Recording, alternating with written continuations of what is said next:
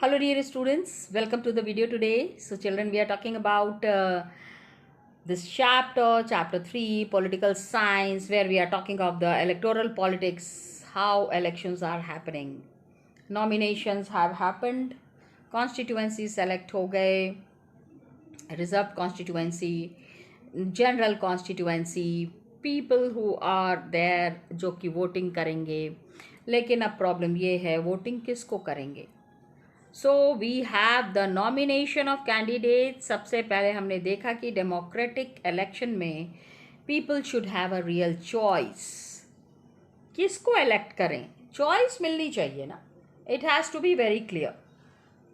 And खाली एक ही चीज़ होती है नॉमिनेशन के लिए. Only one criteria is there that the age should be 25. Age of 25 is required and 18 years है वोटर होने के लिए. कुछ और रेस्ट्रिक्शंस हैं क्रिमिनल्स एट्सेट्रा के लिए, लेकिन बहुत एक्सट्रीम केसेस में ये है. ओके, पॉलिटिकल पार्टीज क्या होता है, दे नॉमिनेट देयर कैंडिडेट्स. जो पार्टी सिंबल और सपोर्ट जिनको मिलता है वो पॉलिटिकल पार्टीज जो हैं कैंडिडेट्स को, एक आपने वर्ड सुना होगा, खड़ा करते हैं.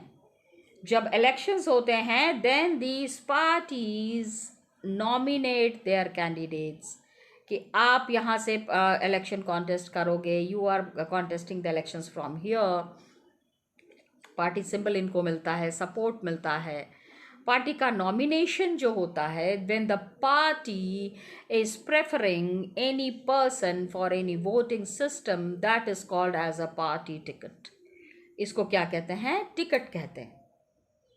Every person is there, any person जो कि इलेक्शन में कॉन्टेस्ट करना चाहता है हैज़ टू, उसका एक सबसे पहला काम होता है ही और she has to contest fill a nomination form.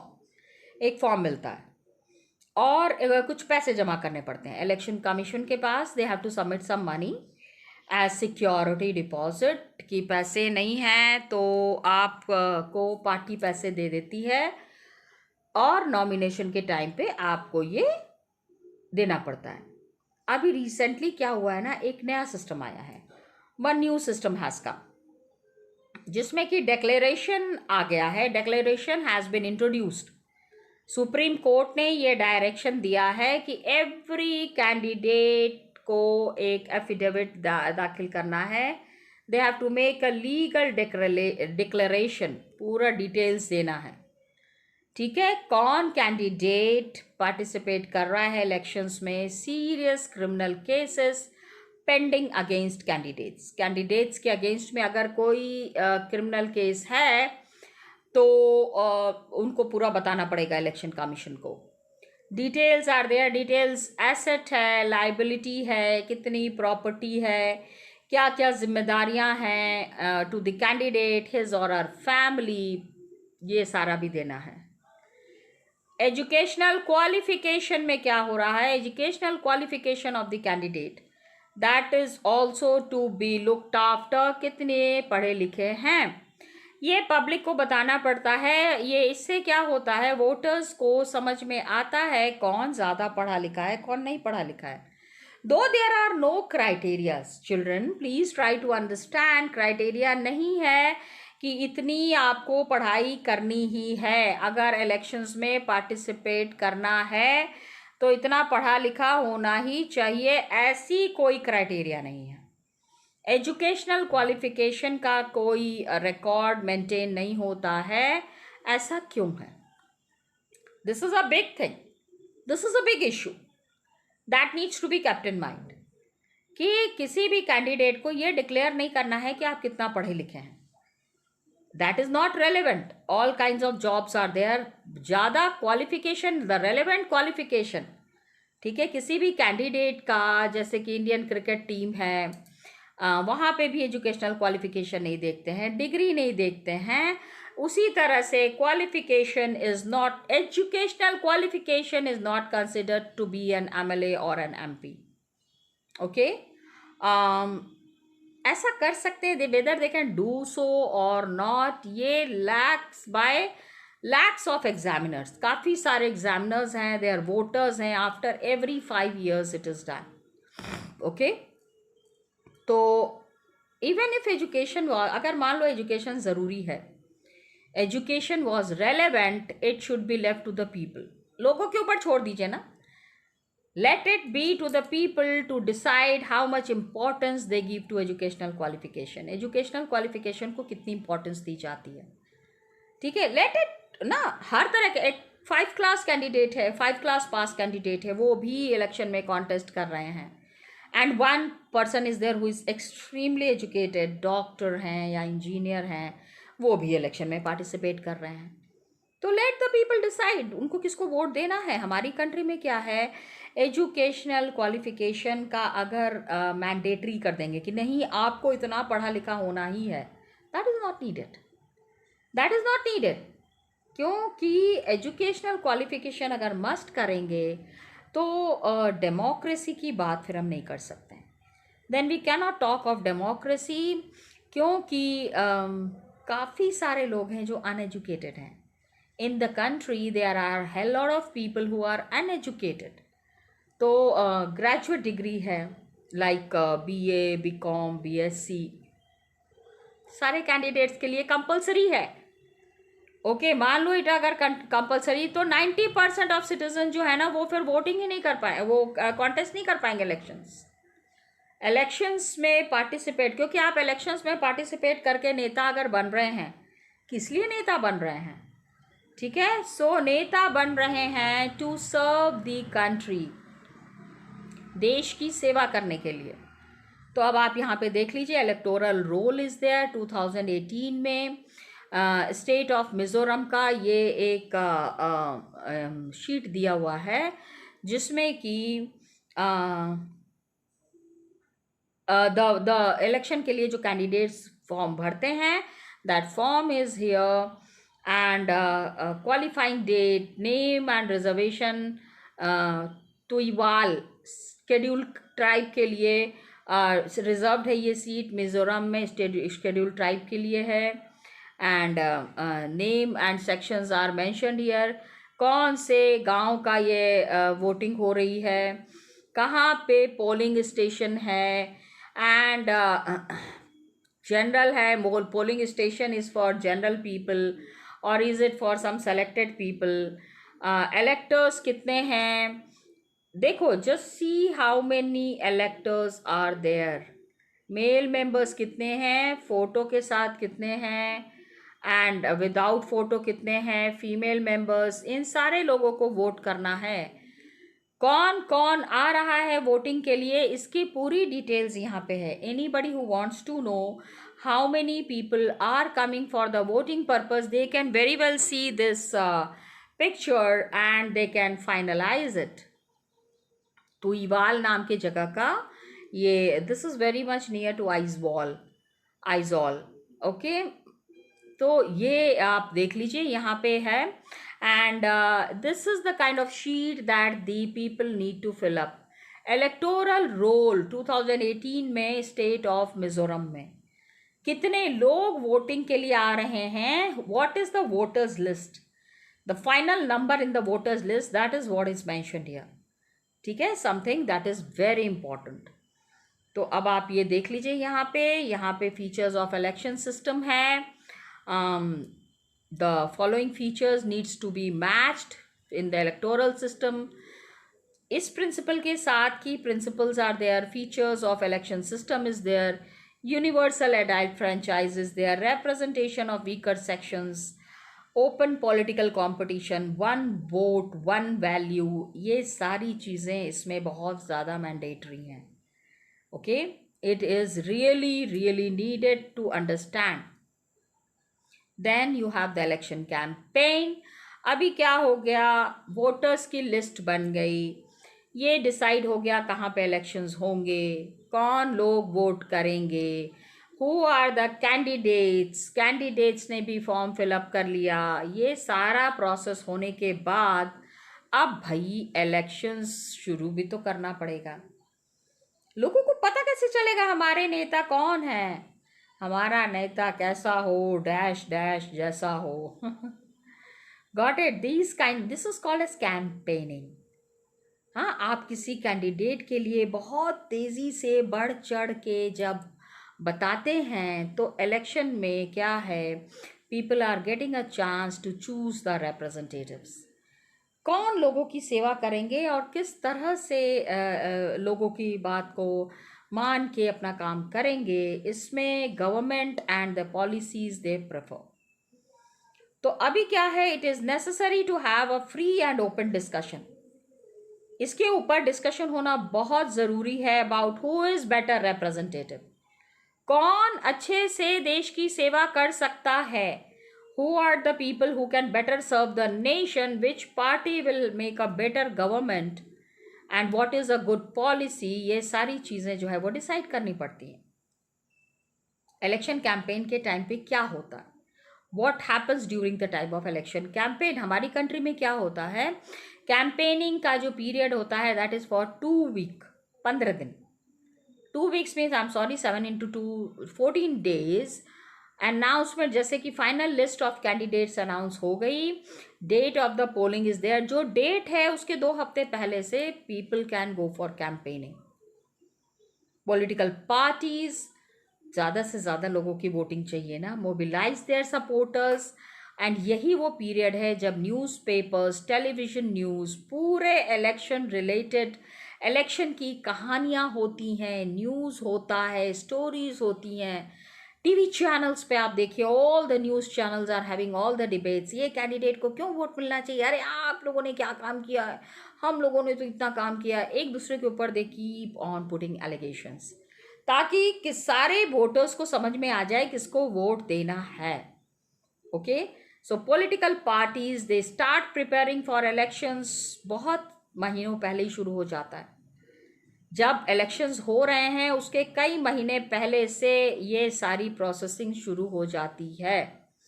And Lok Sabha elections के टाइम पे किस तरह से सारे लोग, how do the people campaign. Election campaign में सबसे पहले क्या होता है, political parties they try to focus public attention on, बड़ी बड़ी चीज़ें हो रही हैं ना, लॉट ऑफ एक्सीडेंट्स हैपन। अभी कोरोना के केस था, तो अभी आने वाले इलेक्शंस में सबसे बड़ा कि कोरोना के टाइम पे किसने कितना काम किया। They want to people, leaders, the parties, they want to attract the people's attention. सारे लोगों का अटेंशन उनको चाहिए होता है। कुछ सक्सेसफुल स्लोगन, कुछ लोगों का स्लोगन जो है बड़ा पॉपुलर हुआ अपने टाइम पे, पीपल रियली लाइक्ड दी स्लोगन्स। जैसे कि गरीबी हटाओ का एक स्लोगन था, कांग्रेस पार्टी इंदिरा गांधी के टाइम पे ना उन्होंने ये स्लोगन दिया था, गरीबी हटाओ, रिमूव पॉवर्टी। लोकसभा इलेक्शंस में 1971 में कांग्रेस ने कहा कि गरीबी हटाओ, रिमूव पॉवर्टी। एंड पार्टी ने क्या किया, they promise to reorient all the policies, सारी पॉलिसीज गवर्नमेंट की जो है उसको फिर से उन्होंने फ्रेम किया, सो दैट गरीबी हट जाए कंट्री से। बहुत ज़्यादा गरीबी is not very good for the countries benefit, for the countries development. दूसरा स्लोगन था सेव डेमोक्रेसी, डेमोक्रेसी को बचाना है। ये स्लोगन किसने दिया था, जनता पार्टी ने दिया था। जयप्रकाश नारायण के अंडर में ये स्लोगन दिया गया था। लोकसभा इलेक्शन हुआ था। लोकसभा इलेक्शन कब हुआ था, इट वाज हेल्ड इन 1977। तो पार्टी ने क्या किया, they promise to undo the excesses, जो भी आज तक अत्याचार हुआ है during emergency, and civil liberties को रीस्टोर करने का प्रॉमिस किया इन्होंने under the leadership of Jayaprakash Narayan. Save democracy, ऐसा नहीं होना चाहिए ना कि एक ही आदमी के हाथ में सारा पावर चला गया and they are misusing the power. तो ये slogan was given by Janata party. And emergency के टाइम में they wanted to restore civil liberties. लोग बाहर नहीं जा सकते थे, they can not move out. Fundamental rights को भी रोक दिया गया था during the time of emergency. This was opposed by this government. And left front जो किसानों की पार्टी है, they use the slogan of land to the tiller, जमीन जो है वो किसानों के पास होनी चाहिए। Why the big people are using this land? Land should be given to the tiller. जो उस ज़मीन में खेती कर सकते हैं उनको वो लैंड मिलना चाहिए. वेस्ट बंगाल इलेक्शंस में ये 1977 में ये स्लोगन था. ठीक है. तेलुगुज ने भी राइट किया. It was use by NT Rama Rao. NT Rama Rao ने ये स्लोगन दिया था. तेलुगु देशम पार्टी के ये लीडर थे आंध्र प्रदेश इलेक्शंस में. Assembly elections had happened in 1983.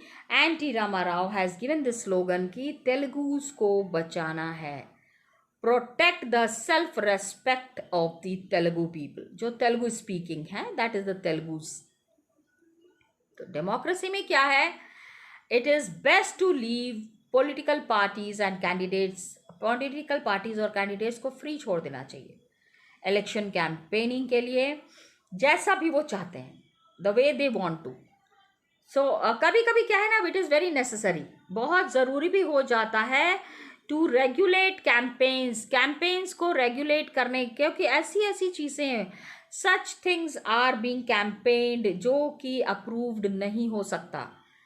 They get fair and equal chance to compete. सबको एक साथ एक बराबर से आगे बढ़ने का हक मिलना चाहिए. इलेक्शन लॉ में क्या है, इलेक्शंस के लिए भी सम लॉज आर देयर, कुछ कानून बने हुए हैं. उस कानून को जो तोड़ेगा they are punishable by the law. कानून से उनको मतलब पनिश मिलेगा. सबसे पहला चीज़ है, कोई भी पार्टी या कोई भी कैंडिडेट दे कैन ब्राइब और थ्रेटन द वोटर्स. कैन अगर पनिशमेंट मिलेगी, नो पार्टी, मतलब ऐसा नहीं करना है. अपील टू देम कास्ट और रिलीजन के नाम पे, हम आपकी जाति के हैं, हम आपके धर्म के हैं, अपने धर्म के नाम पे आप वोटिंग कीजिए, आपको अपने धर्म के लोगों को ही प्रमोट करना. This is something very wrong, can not be approved. And elections हो रहे हैं, आप अपने पैसे का इस्तेमाल कीजिए. Nobody is allowed to use the government money for the election purpose. No party can use the government resources for election campaign. Election campaign के लिए सरकार का पैसा यूज नहीं करना है.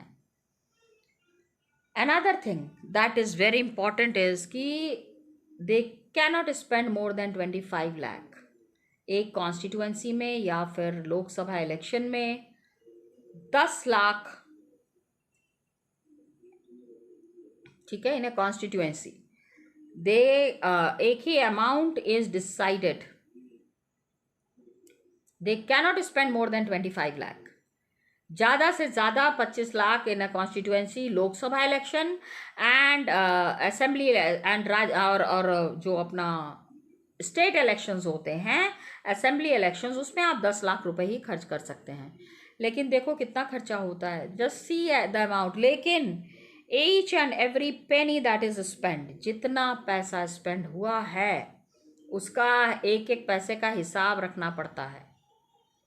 अगर ये सब अगर ब्रीच करते हैं, अगर ये सारी बातें नहीं मानी, तो election can be rejected by the court. Election को फिर वो कोर्ट, सुप्रीम कोर्ट सेज कि this is not an election. Though they have been elected हो गए हैं, लॉज आर देयर. सारे पॉलिटिकल पार्टीज जो हैं हमारी कंट्री के, they are following a major code of conduct. Code of conduct है, एक तरीका है इलेक्शंस में पार्टिसिपेट करने का. ठीक है, तो कोड ऑफ कंडक्ट क्या नियम है, some rules are there, some discipline methods are there election campaign के लिए. अब जैसे किसी मंदिर में जाके आप कैंपेनिंग नहीं कर सकते. Nobody can do a campaigning from a temple और मॉस्क. मंदिर या मस्जिद को आपको छोड़ देना है, वहाँ पे कैंपेनिंग नहीं हो सकती है इलेक्शन प्रोपेगेंडा के लिए. Then no candidate can use government vehicles. Government की जो गाड़ियाँ हैं उसका इस्तेमाल नहीं करना है. एयरक्राफ्ट या फिर ऑफिशियल फॉर इलेक्शंस, किसी भी एयरक्राफ्ट एंड ऑफिशियल जो गवर्नमेंट के एम्प्लॉयज़ हैं उनको इलेक्शन पर्पस के लिए यूज़ नहीं करना है. और एक बार ही अनाउंस हो गए elections, once elections are announced, ministers can not lay foundation stone. क्या होता है ना, अचानक इलेक्शन अनाउंस हो जाते हैं ना, तो मिनिस्टर्स को लगता है ओहो हो, वोट लेना है ना, तो अभी चलो सारे लोगों को दिखाते हैं, देखो हमने कितना काम किया, देखो हमने कितना काम किया। This can not be done. Elections, क्योंकि कोड ऑफ कंडक्ट फॉलो, आज तक कुछ कहा, 5 साल का मौका मिला था, 5 साल में जब काम नहीं किया तो अब काम करके क्या कर लेंगे। Got it. So what is there my dear students, election law के हिसाब से नो पार्टी और कैंडिडेट कैन ब्राइब और थ्रेटन द वोटर्स। वोटर्स को आप कोई भी ब्राइब नहीं दे सकते हैं या फिर उनको डरा नहीं सकते हैं, उनको appeal them in the name of caste और रिलीजन। गवर्नमेंट रिसोर्सेज का इस्तेमाल नहीं करेंगे। 25 लाख जो है in a constituency for Lok Sabha election, 10 lakh in a constituency in an assembly election, ये सारी चीज़ें जो है वो फॉलो करनी है, नहीं कर सकते हैं, नॉट स्पेंड। ठीक है। And code of conduct follow करना है। कैसे है कोड ऑफ कंडक्ट, कोई भी जगह जो है इलेक्शन प्रोपेगेंडा के लिए नहीं यूज हो सकती है। Just see code of conduct के लिए यहाँ पे they have given a blank space, एक ब्लैंक स्पेस दिया है, उसमें आपको कोड ऑफ कंडक्ट से रिलेटेड कुछ पिक्चर्स बनाने हैं। एंड गवर्नमेंट व्हीकल का इस्तेमाल नहीं कर सकते हैं। एंड एक बार ये इलेक्शंस अनाउंस हो गए, कोई भी मिनिस्टर जो हैं दे can not start any developmental project.